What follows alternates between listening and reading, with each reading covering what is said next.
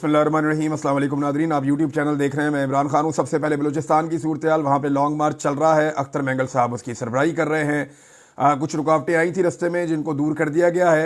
हुकूमत नहीं चाहती कि ये लॉन्ग मार्च क्वेटा तक पहुँचे और लॉन्ग मार्च का मुकम्मल मीडिया ब्लैकआउट है, यानी सोशल मीडिया के ऊपर भी कोशिश की जा रही है इसको डिस्कस ना किया जाए। और जहाँ पे ये लॉन्ग मार्च जा रहा है वहाँ पे इंटरनेट, मोबाइल फ़ोन सर्विसेज ये सब बंद की गई हैं ताकि मनाजिर लोगों तक ना पहुँचें रियल टाइम में। ये हुकूमत की एक भोंडी कोशिश होती है कि जहाँ पे भी पॉलिटिकल एक्टिविटी हो रही है, यानी जहाँ दहशतगर्दी होनी है वहाँ इंटरनेट चल रहा होता है, लेकिन जहाँ पे कोई पॉलिटिकल एक्टिविटी होनी है जो दहशतगर्दी का तोड़ होती है, लोग पॉलिटिकल तरीके से सामने आते हैं रियासत के, तो वहाँ पे वो इंटरनेट बंद कर देते हैं ताकि वहाँ से विजुअल्स ना आए, इन्फॉर्मेशन ना आए, कोई मार कुटाई हो रही है तो वो नज़र ना आए। कुछ रुकावटें दूर करने के बाद वड से निकलने वाला ये जो लॉन्ग मार्च है ये खुशदार तक पहुंचा और अब खुशदार से आगे बढ़ रहा है। लॉन्ग मार्च के अंदर नौजवान बहुत बड़ी तादाद में मौजूद हैं और मुख्तलिफ पॉलिटिकल पार्टीज़ के झंडे भी नज़र आ रहे हैं और ये अख्तर मेंगल साहब की सरबराही में क्वेटा की जानिब जा रहा है। अभी जो इत्तला मिली है वो ये है कि मस्तूंग के करीब कुछ कंटेनर्स लगाए जा रहे हैं, कुछ और एरियाज़ में भी, और कोशिश की जा रही है कि इस लॉन्ग मार्च को आगे बढ़ने से रोका जाए। अब लॉन्ग मार्च को क्वेटा में दाखिल होने देना ये हुकूमत के लिए एक बड़ी प्रॉब्लम बन जाएगा, क्योंकि क्वेटा को कंट्रोल करना हुकूमत के लिए बहुत मुश्किल होता जा रहा है। एक दिन पहले भी वहाँ पे धमाका हुआ है। लॉ एंड ऑर्डर की सिचुएशन बलूचिस्तान में बड़ी खौफनाक है। अख्तर मेंगल साहब के इर्द गिर्द उनकी सिक्योरिटी बड़ी टाइट है, उनके अपने लोग वहाँ पे मौजूद हैं, लेकिन इसके बावजूद जो लॉन्ग मार्च के शुरका है उनके लिए ख़तरा है और ये बहुत बड़ी तादाद में आगे बढ़ते जा रहे हैं, इनके साथ लोग शामिल होते चले जा रहे हैं। ये लॉन्ग मार्च क्वेटा में दाखिल हो जाएगा तो फिर ये अपने मुतालबात मनवाएगा। तो क्या ये लॉन्ग मार्च जिसकी क़यादत अख्तर मेंगल साहब कर रहे हैं, दूसरी पॉलिटिकल पार्टीज़ के वर्कर्स भी इसके अंदर शामिल हैं, और जब ये क्वेटा पहुंच गया अगर कामयाबी के साथ तो बहुत सारे और लोग इनको ज्वाइन कर लेंगे। क्वेटा में एक बहुत बड़ी ताकत है जो अवाम की, वो भी इनको ज्वाइन कर सकती है, सहाफ़ी इनको कवरेज भी दे सकते हैं।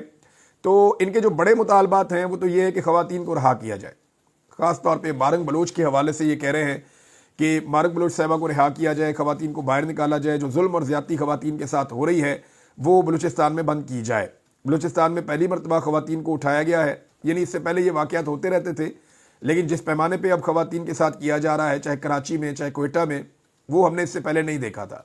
हाँ, मर्दों को गिरफ़्तार किया जाता था, उनको हिरासत में लिया जाता था, लेकिन ये कहने वाला बिलावल कि कितने बेगैरत हो आप, कितने बेगैरत हो आप कि आप औरतों से लड़ते हो, हिम्मत है तो मर्दों से लड़ो, ये बात बिलावल ने की थी। और फिर हमने देखा कि बिलावल की दोनों हुकूमतें, सिंध की और बलूचिस्तान की, वो औरतों से लड़ पड़ी और उन्होंने औरतों को गिरफ्तार किया और उनको हिरासा किया। मारंग बलोच की सेहत ठीक नहीं है, इस हवाले से मुतज़ाद इतलात आ रही हैं कि उनको हिरासा किया जा रहा है, जेल में उनके ऊपर हालात मुश्किल हैं। अब मारंग बलोच साहिबा के हवाले से पूरी दुनिया आवाज़ उठा रही है, अक़वाम मुत्तहिदा ने भी आवाज़ उठाई है और एमनेस्टी इंटरनेशनल ने भी आवाज़ उठाई है, आलमी इंसानी हकूक़ की तंजीमें भी आवाज़ उठा रही हैं। पाकिस्तान के अंदर और पाकिस्तान के बाहर जो पाकिस्तानी हैं वो सब आवाज़ उठा रहे हैं कि इनको रिहा किया जाए।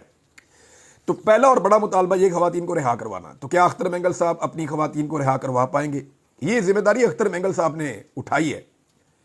और देखें, अख्तर मेंगल साहब से आपके इख्तलाफात हो सकते हैं, लेकिन एक बात याद रखिएगा, वो बलोच ख़वातीन को उनका हक दिलाने के लिए निकले कि हमारी बहनें, बेटियां और माएँ जो हैं वो अगर सड़क के ऊपर आती हैं और एहतजाज करती हैं और उनको सड़क पे आना पड़ता है, हालांकि उनकी रवायत नहीं है, और उनको अगर गिरफ्तार करती है रियासत, तो इससे बड़ा जुल्म हो नहीं सकता। तो वो अपनी बहनों, बेटियों और माओं के लिए निकला है, और अगर ये शख्स हार गया तो ये बहुत बड़ी मुसीबत बन जाएगी। तो इसके लिए जो है वो बहुत सारे लोग ये बात कर रहे हैं अख्तर मेंगल साहब के बारे में कि अख्तर मेंगल साहब के मुतालबात बहुत जायज़ हैं और उनके मुतालबात पे अमल दरामद होना चाहिए और ये ख़वातीन रिहा होनी चाहिए। अब देखना यह है कि क्या वो इतनी ताकत इकट्ठी कर पाएंगे कि वो रियासत से ज़ोर ज़बरदस्ती से या अपने एहतजाज के ज़रिए से या अवामी ताकत के ज़रिए से एक ऐसा माहौल बनाएं कि ख़वातीन को रिहा करना पड़े, ख़ास तौर पे मारंग बलोच साहिबा को, सीमी दीन बलोच साहिबा को, बीबो बलोच साहिबा को और दीगर ख़वातीन को। तो बलोच ख़वातीन की गिरफ्तारी बलोच मर्दों के लिए एक बड़ा चैलेंज बन के सामने आई और इस पर सबसे पहले बाहर निकलने का फ़ैसला अख्तर मेंगल साहब ने किया है और उनके बयानात भी साथ साथ आ रहे हैं, रुकावटें दूर करते जा रहे हैं, आगे बढ़ते जा रहे हैं। क्वेटा जब वो पहुंचेंगे तब अगली सूरत पता चलेगी और हुकूमत उनको क्वेटा पहुंचने से रोकने के लिए क्या कुछ करती है, یہ بھی ابھی ہمیں دیکھنا ہے، لیکن میڈیا میں مکمل بلیک آؤٹ ہے، ہم کوشش کریں گے تفصیلات آپ تک پہنچائیں۔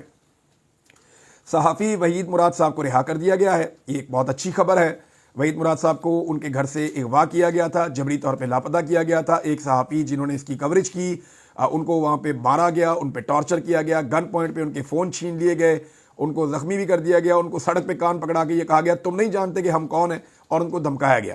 تو مبینہ طور پہ جو ایجنسیز ہیں، انٹیلیجنس ایجنسیز، انہوں نے اغوا کیا تھا وحید مراد صاحب کو، اور بعد میں انہیں حوالے کر دیا گیا ایف آئی اے کے، اور ایف آئی اے نے ان کے اوپر ایک مقدمہ درج کیا جس میں دو چیزیں شامل تھیں۔ ایک تو جو احمد نورانی والی سٹوری ہے اس کو انہوں نے پھیلایا تھا، اور اصل معاملہ بھی یہی تھا کہ احمد نورانی والی سٹوری جو ہے نا وہ بم شیل ہے۔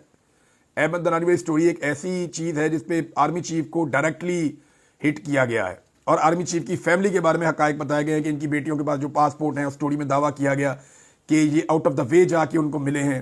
پھر دعویٰ کیا گیا کہ ان کی ایک رشتہ دار ہیں ہاجرہ سہیل صاحبہ، ان کو جو پروموشن اور ترقیاں ملتی ہیں اور جو پوزیشن جس پہ وہ بیٹھی ہیں، انہوں نے اثر رسوخ کو استعمال کیا، یہ قانون کے مطابق ایسا ہو نہیں سکتا۔ پھر ان کے ایک ماموں ہیں، ان کے بارے میں، پھر محسن نقوی کے بارے میں، تو یہ بہت ساری کہانیاں جو ہیں وہ اس پوری سٹوری کے اندر لکھی ہوئی تھی۔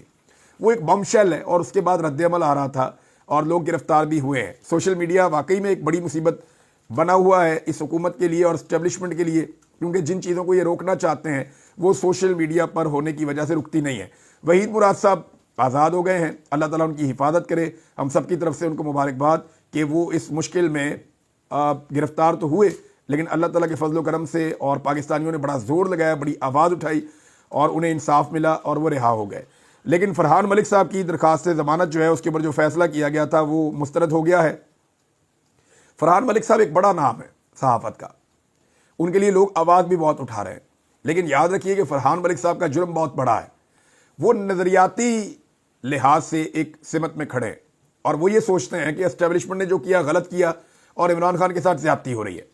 اب اس موقف کو لینے والے کسی بھی آدمی کے لیے گنجائش موجود ہی نہیں ہے۔ جب تک آپ کمپرومائز نہیں کریں گے، جب تک آپ پیچھے نہیں ہٹیں گے، تب تک وہ نہیں چھوڑتے۔ یہ معاملات ہوتے ہیں، لیکن عدالتوں سے آپ کو انصاف مل بھی جاتا ہے۔ تو فرحان ملک صاحب کی جو لیگل ٹیم ہے انہیں پورا زور لگانا چاہیے، ہر فورم پہ جانا چاہیے، اپر کورٹ کے اندر جائیں، وہاں پہ جا کے اپیل کریں۔ اگر ریمانڈ پہ ریمانڈ دیا جا رہا ہے تو اپر کورٹ کے اندر جائیں، یہ مذائقہ خیز مقدمات ہیں۔ ہاؤ از اٹ پاسبل کہ ان کے اوپر آپ فراڈ کا مقدمہ بنا دیں؟ وہ اتنے بادشاہ انسان ہیں، ایسے زبردست انسان ہیں، ان کے اوپر آپ نے اٹھا کے مقدمہ کون سا بنا دیا کہ جناب یہ جو ہے وہ فراڈ کر رہے ہیں، اور یہ کوئی انہوں نے کال سینٹر بنا کے وہاں پہ فراڈ کیا ہے۔ ویری انفارچونیٹ، یہ بہت گری ہوئی حرکت ہے۔ تو فرحان ملک صاحب کو بھی ہماری دعا ہے اور کوشش ہے، اور ہم آواز اٹھاتے رہیں گے کہ وہ بھی آزاد ہو جائیں جلد از جلد۔ عمران خان صاحب کے حوالے سے عدالت نے ایک حکم بھی جاری کیا اور ساتھ میں درخواست کو منظور بھی کیا ہے۔ جج امجد علی شاہ صاحب ہے انسداد دہشت گردی عدالت کے، وہاں پہ خان صاحب کی جانب سے درخواست دائر کی گئی تھی کہ جناب عمران خان صاحب کو نہ تو کتابیں فراہم کی جا رہی ہیں اور نہ ان کے بچوں سے ان کی بات کروائی جا رہی۔ تو جج صاحب نے کہا جی عمران خان صاحب کو کتابیں بھی فراہم کی جائیں، پریشان نہ کیا جائے، اور بچوں سے بات بھی کروائی جائے۔ اب یہ کیس وہاں پہ چلے گا، لیکن میرا ایک سوال ہے کہ ہائی کورٹ کے 3 ججز کا جو لارجر بینچ ہے وہ عمران خان صاحب کو انصاف نہیں دلا سکا، ان کی ملاقاتیں نہیں کھلوا سکا۔ لارجر بینچ کے فیصلے کے اوپر عمل درآمد نہیں ہو رہا پورا زور لگانے کے باوجود، تو جب لارجر بینچ کے فیصلے پر عمل درآمد نہیں ہو رہا تو ہاؤ از اٹ پاسبل کہ انسداد دہشت گردی کے ایک جج فیصلہ دیں، اس پہ عمل درآمد ہو جائے؟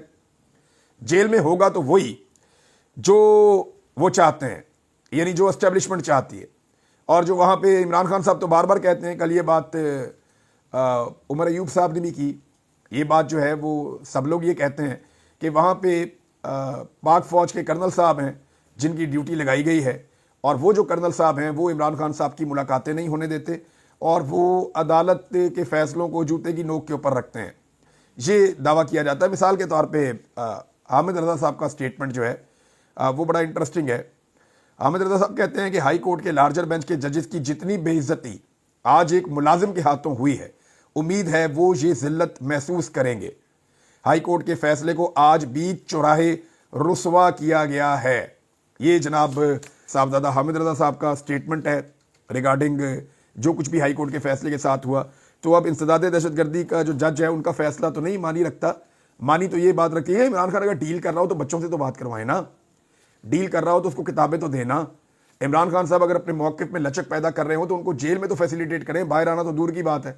لیکن کیونکہ عمران خان صاحب اپنے موقف میں لچک پیدا نہیں کر رہے, تو جس چیز کی بھی عمران خان صاحب کو سہولت دی جا سکتی ہے, یعنی ایک ایسا آدمی جو پڑھنے لکھنے والا آدمی ہو, جس کا انٹلیکٹ لیول جو ہے وہ یہ موجودہ سیاستدانوں سے بہتر ہو, تو اس کے لیے تو کتاب ایک لگژری ہے نا.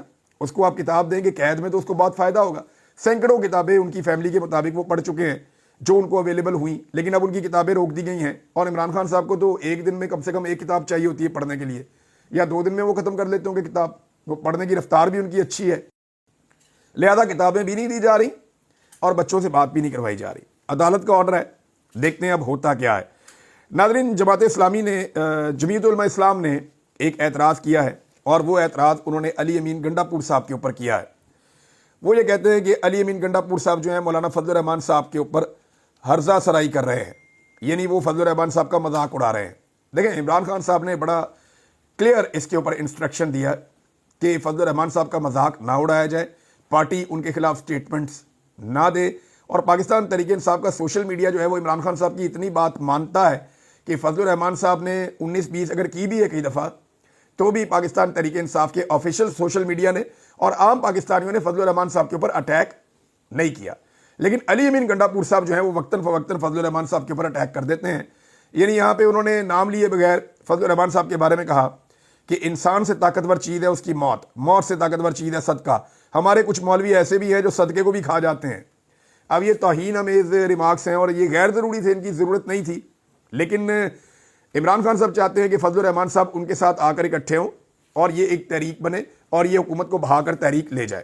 فواد چودھری صاحب بھی بار بار کہتے ہیں بہت ضروری ہے, بہت سارے اور لوگ بھی کہتے ہیں کہ اس وقت اس اتحاد کے اندر فضل الرحمان کو شامل کردہ ضروری ہے. اور جو لوگ اس پہ کام کر رہے ہیں ان کا یہ کہنا ہے کہ فضل الرحمان صاحب اور محمود خان اچکزئی صاحب, ایسا ماحول پیدا کیا جا رہا ہے, فارمولہ بنایا جا رہا ہے کہ ایک صدر بن جائے گا, ایک چیئرمین بن جائے گا تحریک کا, اور فضل الرحمان صاحب کے ساتھ کوئی سیٹ ایڈجسٹمنٹ کے معاملات ہیں اور وہاں سے ان کے مطالبات بھی ہیں. یہی مطالبہ ہے ان کا کہ جناب اگلا الیکشن آ جائے گا تو ہمارے ساتھ سیٹ ایڈجسٹمنٹ کریں, کم سے کم ہمارے مقابلے میں اپنے امیدوار کھڑے نہ کریں. اب مسئلہ یہ ہے کہ جو گنڈا پور فیملی ہے اور فضل الرحمان فیملی ہے, یہ آمنے سامنے آتے ہیں, اور اس دفعہ دونوں سیٹیں جو ہیں وہ گنڈا پور فیملی نے جیت لی. علی امین گنڈا پور نے ایک سیٹ جیت لی, فضل الرحمان صاحب فارغ ہیں اور وہ ان کی والی سیٹ ہے فضل الرحمان صاحب والی. دوسری سیٹ فیصل امین نے جیت لی جہاں پہ فضل الرحمان صاحب کے بیٹے آتے ہیں. اب اگر سیٹ ایڈجسٹمنٹ ہوگی تو ان دونوں میں سے ایک سیٹ دینی پڑے گی, تو ایک سیٹ دینا اتنا آسان نہیں ہے. جو اپنی علاقائی سیاست ہوتی ہے اس کا ایک وجود ہوتا ہے. دیٹس وائی جو ہے وہ علی امین گنڈا پور صاحب بار بار فضل الرحمان صاحب کو ٹارگٹ کرتے ہیں عمران خان صاحب کے منع کرنے کے باوجود. لیکن اب جو فضل الرحمان صاحب کی جماعت ہے وہ بھی اعتراض کر رہی ہے کہ عمران خان صاحب کی واضح ہدایت کے باوجود علی امین فضل الرحمان کے خلاف ہرزہ سرائی کر رہے ہیں, اور اس عمل سے حکومت اور غیر جمہوری قوتوں کو فائدہ ہوگا, یہ جمعیت علماء اسلام فضل الرحمان گروپ نے کہا ہے. علی امین گنڈا پور تحریک انصاف اور JUI کے درمیان فاصلوں کو بڑھانے کی سازش کر رہے ہیں. گرینڈ اپوزیشن میں رکاوٹ سے حکومت اور غیر جمہوری قوتوں کو فائدہ ہوگا.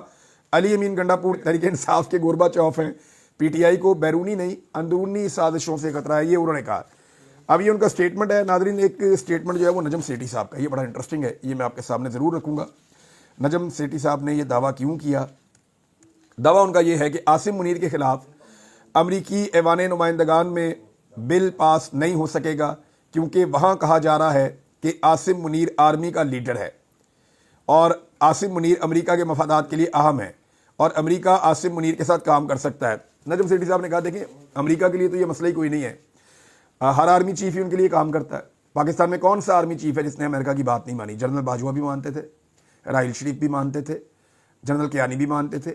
جنرل مشرف تو ایسے لیٹے کہ انہوں نے پوری کی پوری جنگ ہی اپنے کھاتے ڈال لی, آج تک ہم اس کا خمیازہ بھگت رہے ہیں. تو کون سا آرمی چیف ہے؟ عاصم منیر صاحب نہیں ہوں گے, کوئی اور آرمی چیف ہوگا, وہ بھی امریکہ کی بات مان لے گا. پاکستانی ملٹری اسٹیبلشمنٹ میں نجم سیٹھی صاحب کو اتنی بات سمجھ نہیں آ رہی کہ امریکہ کو اس بات کا پتہ ہے کہ جو بھی آرمی چیف آئے گا وہ امریکہ کی بات مان لے گا. پولیٹیکل لوگ نہ کر سکتے ہیں, پاکستان کی ملٹری اسٹیبلشمنٹ کبھی بھی امریکہ کو نہ نہیں کرتی. تو عاصم منیر صاحب فائدہ دے سکتے ہیں تو آنے والا آرمی چیف بھی دے سکتا ہے, وہ تو پرابلم کوئی نہیں ہے. امریکہ کو اس کا ڈر یا خوف نہیں ہے. اب معاملہ یہ ہے کہ جو بل پیش کیا گیا ہے وہاں پہ کیا ووٹ پورے ہوں گے یا نہیں ہوں گے, یہ ہے بڑا سوال.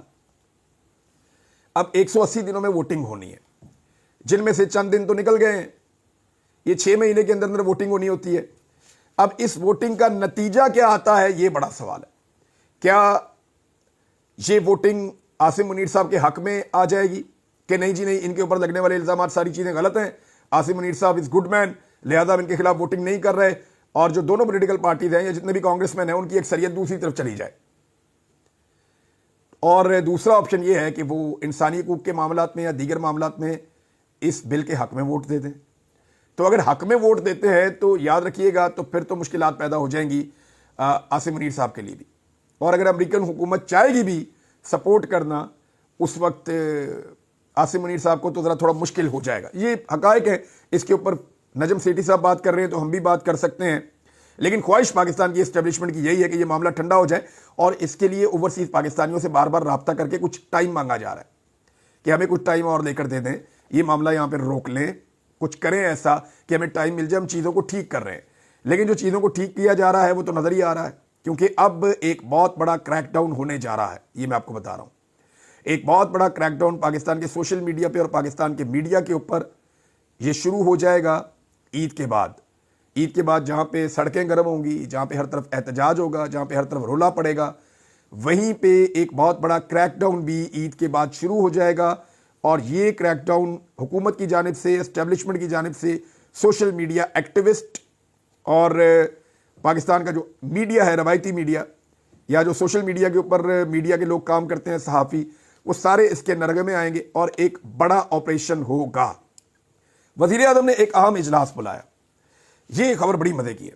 देखें आप, ये इजलास वज़ीर आज़म बुला रहे हैं, IMF से जैसे ही पैसे मिले ना, ये अपने काम पे लग गए। IMF से पैसे मिले, अपने काम पे लग गए। वज़ीर आज़म हाउस में अहम इजलास, जो तस्वीर जारी की गई है siyaasat.pk पे, उसमें इसहाक डार साहब डिप्टी वज़ीर आज़म भी मौजूद हैं, आर्मी चीफ भी मौजूद हैं और दीगर लोग भी मौजूद हैं। तो वज़ीर आज़म हाउस में अहम इजलास, कौमी बयानिए को नौजवानों तक पहुंचाने के लिए फिल्म और ड्रामों में ऐसे कौमी मौज़ूआत अपनाए जाएं जिससे शरपसंदों के बयानिए का मौसर मुकाबला होगा। रवायती और डिजिटल मीडिया पर मुल्क दुश्मन मुहिम्मात का मुंह तोड़ जवाब देने पर जोर। देखिए, आज भी इनका सारा फोकस कहाँ पे है? सोशल मीडिया पे। आज भी सारा फोकस कहाँ पे है? मीडिया के ऊपर। और भाई, मीडिया ने आपको रिजेक्ट कर दिया, सोशल मीडिया ने आपको रिजेक्ट कर दिया, पाकिस्तानियों ने आपको रिजेक्ट कर दिया। अब आप ये तासुर कायम नहीं कर सकते कि आप मकबूल हैं, ये तासुर कायम नहीं कर सकते कि लोग आपसे प्यार करते हैं। यहां पे ये देखें ना, अब ड्रामे बनाए जाएंगे, मुल्क ऐसे चलना है। वजीर आजम बैठा है, आर्मी चीफ बैठा है, और जो बयान जारी हो रहा है siyaasat.pk के मुताबिक, उसमें बात किस पे हो रही है कि फिल्म और ड्रामे बनाए जाएंगे।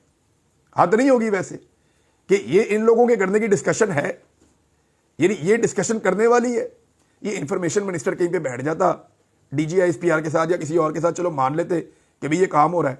ये तो नहीं हो सकता कि आर्मी चीफ और वजीर आजम बैठे और वहां से ये चीज बाहर आ जाए कि ये फिल्में और ड्रामे बनाने। तो मुल्क फिल्मों और ड्रामों के साथ नहीं चलेगा। जैसे ही IMF से पैसा मिला, वैसे ही उसको खर्च करने का बंदोबस्त भी कर लिया कि जनाब हम फिल्में बनाएंगे, अब ड्रामे बनाएंगे। और एक्चुअल एक फैसला जो है वो ये है कि सोशल मीडिया के ऊपर एक बहुत बड़ा क्रैकडाउन होने जा रहा है। मारंग बलोच साहिबा के खिलाफ एक नया बयानिया बनाया गया, कुछ सहाफियों को इस्तेमाल किया गया कि वो भी इराकी एजेंट है। आपको याद होगा, इससे पहले यही बयानिया जो है वो रऊफ हसन साहब के खिलाफ भी बनाया गया था और उन्हें भी यही कहा गया था कि वो भी इराक के एजेंट हैं। बाद में ये बयानिया कहाँ गया, आज तक हमें समझ नहीं आई। जो भी पाकिस्तान में एस्टेब्लिशमेंट के मफादात के खिलाफ जाता है ना, वो ऑटोमेटिक इराक का एजेंट हो जाता है। यानी जो एस्टेब्लिशमेंट के मफादात के साथ नहीं खड़ा होता, वो इराक का एजेंट हो जाता है। चाहे वो पाकिस्तान से कितना भी प्यार करता हो, वो जान भी दे दे। अरशद शरीफ शहीद के ऊपर भी यही इल्जाम ये लगाते थे कि ये बैरूनी ताकतों के एजेंट बन गए हैं। वो शहीद हो गया तो उसके बाद इन्होंने ये घटिया बातें करना बंद कर दी और अब दोबारा से ये हल्की हल्की सरगोशियां शहीद अरशद शरीफ के खिलाफ करना शुरू हो गए हैं। ख्वाजा आसिफ का स्टेटमेंट है जी, PTI एहतजाज करना चाहती है तो जरूर करे, किसी के हकूक पर ज़रब आ रही है तो एहतजाज करना उसका बुनियादी हक है। अब आप सोच रहे होंगे ख्वाजा साहब को क्या हो गया, अचानक से इनका ईमान कैसे ताज़ा हो गया। तो मामला यह है कि ख्वाजा आसिफ साहब ने जो स्टेटमेंट दिया है, ये 900 चूहे खा के बिल्ली हज पे चली, बस इसके बारे में मैं इतना कहूंगा। बल्कि 900 नहीं, कोई 9 लाख चूहे खा के ये बिल्ली हज पे जा रही है। जो जुल्म और बर्बरियत इन्होंने की है और एहतजाज का जो आईनी और कानूनी हक इन्होंने छीना है, उसकी तो मिसाल नहीं मिलती। और अब कह रहे हैं किसी के हकूक पर ज़रब आ रही है तो एहतजाज करना उसका बुनियादी हक है। ये बुनियादी हक जो आइन के अंदर लिखा हुआ है, ये एक पॉलिटिकल पार्टी को गुज़िश्ता 3 साल से नहीं दिया गया।